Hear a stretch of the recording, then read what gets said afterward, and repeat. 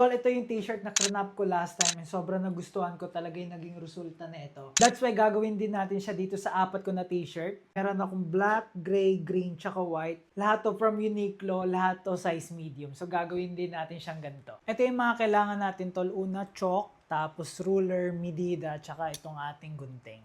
Unahin na natin tong black t-shirt.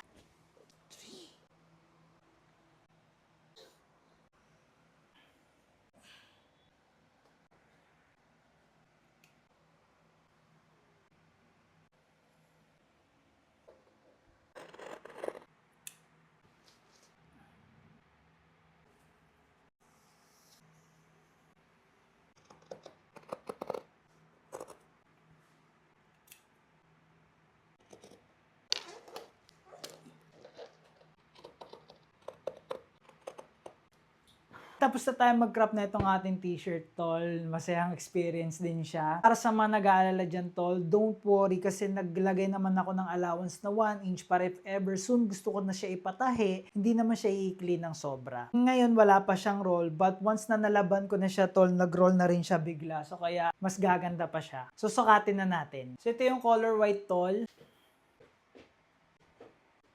Color green. Color gray, color black. So yun lang, tol, comment down below if maganda ba yung mga nagawa natin o hindi. Yun lang, maraming salamat and bye-bye.